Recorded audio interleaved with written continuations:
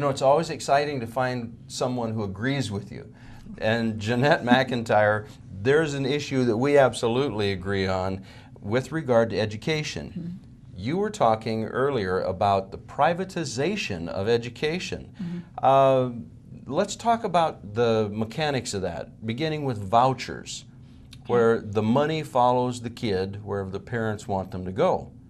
What's the economic impact to the state if we were to embrace a voucher system? I think it would be great. I think it would actually bring people to your state that think that's what they're looking for. When the money follows the student, it shouldn't make any difference what teacher they get. If they want to go to an English teacher at Stevens High School and the best calculus teacher at Central High School, what difference should that make? Well, and you shared with me that the tuition for the school you sent your children to was about $3,000 a year, and at that time the state formula was $4,000. So basically there could have been $1,000 net savings per child off the bat. $3,000 right there. Wouldn't it be amazing if in a state where educators are always screaming for more money, we found $1,000 a kid every year? Exactly. The voucher system could do that, couldn't it? It could.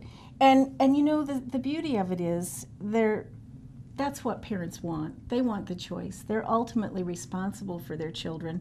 They know who the best teachers are, and they can't always get them. Well, and you talked a little bit about an idea with regard to teacher pay, and you suggested that the teacher's pay should somehow be tied to how many students parents want to put in your classroom, my classroom, and a system that would reward good teachers. What's the difference between a teacher who claims they're a professional, and I believe they're professionals, than a lawyer, a plumber, a doctor, a hairdresser for all that matters? Word of mouth tells you who to go to. You want to go to the best doctor, you want the best lawyer, and you take your money to them.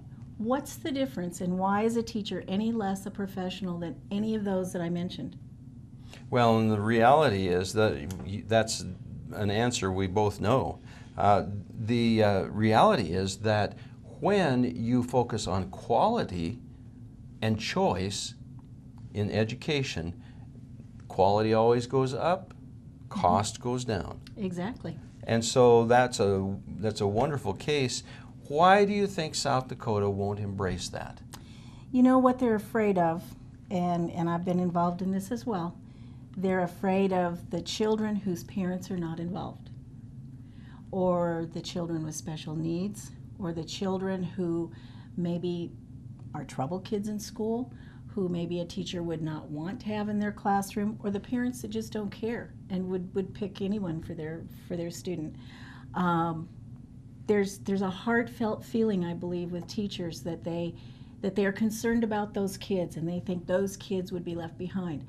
Well, I happen to believe that if you got a troubled bunch of kids, there's going to be some teacher that can have the reputation to work the best with that type of child as well.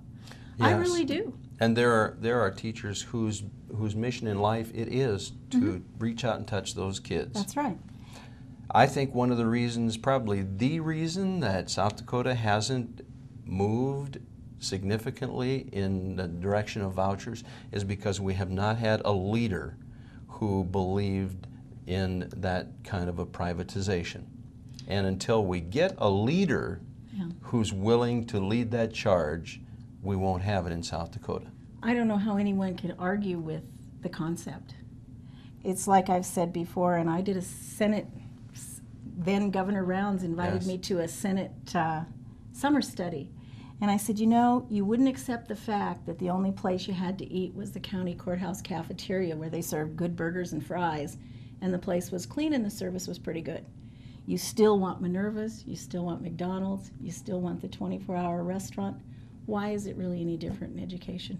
But you hit a brick wall, didn't you? Yeah, absolutely. Unfortunately, that's the brick wall that we need to knock over. And some kinds of privatization of education in South Dakota would knock that wall down. It would be great. It'd be great for families. It'd be great for kids. And it would lower the cost of education, K-12, and raise the bar in terms of quality. Every time. Every time. Thanks for tuning in today.